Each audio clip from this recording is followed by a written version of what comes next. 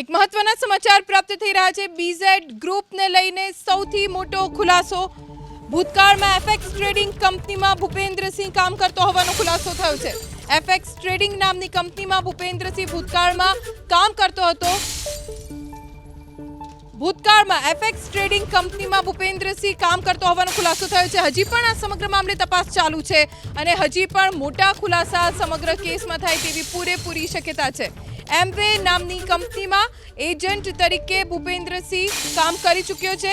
રૂપિયા 10 કરોડના તેણે 18 કરોડ મેળવ્યા। ભૂપેન્દ્રસિંહ ઝાલાએ સૌથી પહેલા વાયફાઈ કોઈનમાં રૂપિયા 10 કરોડનું રોકાણ કર્યું હતું અને તેના 18 કરોડ મેળવ્યા। વધુ જાણકારી અમારા સંવાદદાતા હિરેન રાજ્યગુરુ પાસેથી પ્રાપ્ત કરીશું।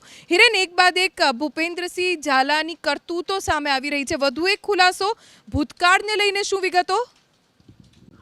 અત્યારે સીઆઈડી ક્રાઇમ પાસેથી ધ્વની જે માહિતી મળી રહી છે એ માહિતીની અંદર ભૂતકાળની અંદર એટલે કે ભૂપેન્દ્રસિંહ ઝાલા જ્યારે વિદ્યાર્થી અવસ્થામાં હતો એટલે કે કોલેજ કરતો હતો ત્યારે તેમણે 2 કંપનીની અંદર કામ કર્યું હતું।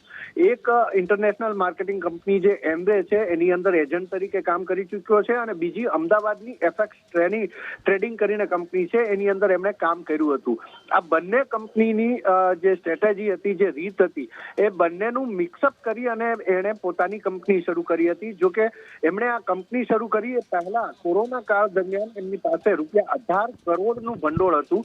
તેમણે લોકો પાસેથી 10 કરોડ રૂપિયા ઉઘરાવી અને વાઈફાઈ નામના કોઈનમાં રોકાણ કર્યું હતું અને માત્ર 3 મહિનાની અંદર એમણે 10 કરોડમાંથી 18 કરોડ કમાયો હતો અને ત્યારબાદ તેમણે જમીનની અંદર ઇન્વેસ્ટ કરવાનું શરૂ કર્યું હતું। હાલ જે માહિતી મળી રહી છે એ પ્રમાણે શરૂઆતના તબક્કામાં ભૂપેન્દ્રસિંહ ઝાલાએ જે રોકાણકારો તેમની પાસે થાપણ મૂકી ગયા હતા તેમાં 250 કરોડનું ચૂકવણું પણ તેમણે કર્યું હતું અને આ 250 કરોડનું ચૂકવણું કર્યા બાદ એક મોટી રકમ એની પાસે થાપણ તરીકે આવી હતી।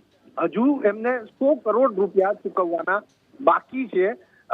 જે આંકડો સામે આવ્યો છે કે 11,000 જે રોકાણકારો છે તેમને આપવાના બાકી છે અને એની રકમ આ થવા જાય છે 100 કરોડ રૂપિયા। તો આ રીતે એમણે અનુભવ લીધો 2 કંપનીમાં, એ 2 કંપનીની સ્ટ્રેટેજીનું મિક્સઅપ કર્યું અને પોતાની કંપની શરૂ કરી।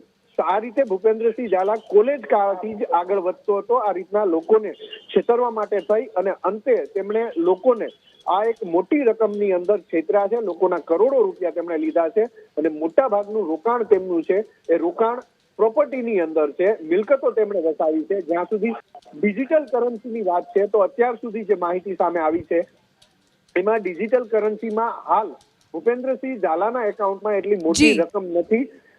માંડ 1 લાખ રૂપિયા જેટલી ડિજિટલ કરન્સીની રોકાણ છે। હિરેન, આભાર જાણકારી આપવા માટે।